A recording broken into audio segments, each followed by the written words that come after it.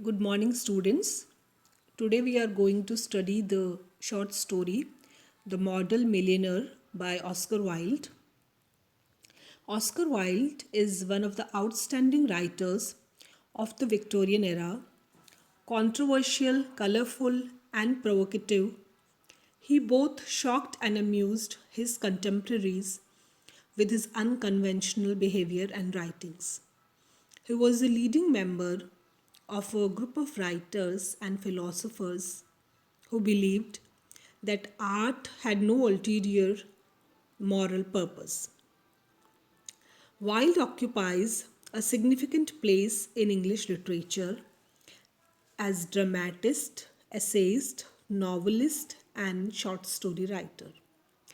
His well known novel, The Picture of Dorian Gray, has been filmed, and his play, The Importance of Being Earnest, has been successfully staged in many countries and translated into several languages.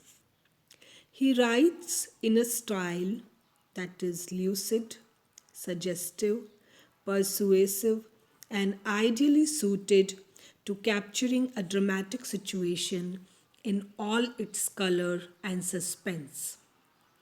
Now, this story that we are going to read, The Model Millionaire, it introduces a character of unpredictable temperament, a millionaire baron deeply interested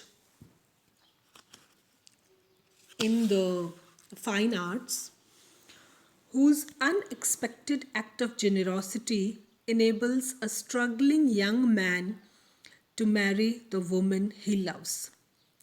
The story moves rapidly to the climactic moment, which reveals the Baron as a model millionaire.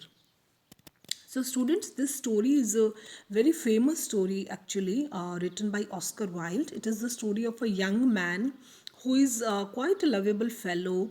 He's young, he's good looking, and he falls in love with a girl. And but the problem is that he's a poor guy, and the girl's father, he thinks that this boy, he should earn a good amount of money before he can marry his daughter. And then the main character, Hughie Erskine, he meets the Baron, who is the millionaire, and how the uh, story unfolds. It's a very, very interesting story, and suspense is held till the very end. Now, Hughie Erskine is a charming young man.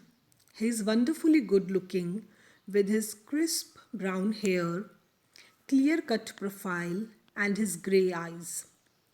He was as popular with men as he was with women, and he had every accomplishment except that of making money.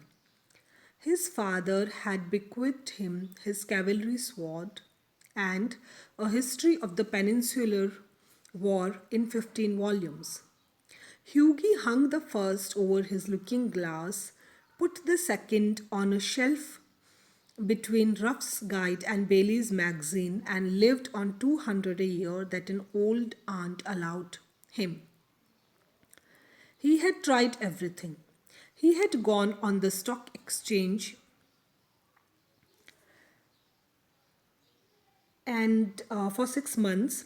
But what was a butterfly to do amongst bulls and bears? So the writer is trying to say that Hughie tried his hand at many professions, but he could not succeed. He tried his luck in the stock exchange also, but he was a very naive and innocent fellow. So what was a butterfly? What could a butterfly do amongst bulls and bears? So he was not successful in the stock market.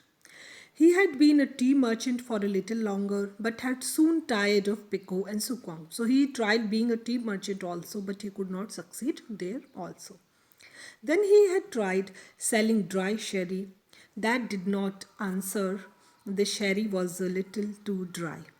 Ultimately, he became nothing, a delightful, ineffectual young man with a perfect profile and no profession. So, in this way, in the beginning of the short story, the writer has explained the character of Hughie, and he has told us that Hughie is a young man. He is a very good looking man.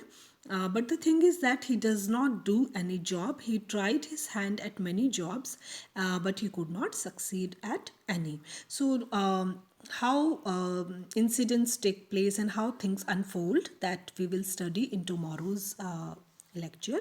That is all for today. Thank you.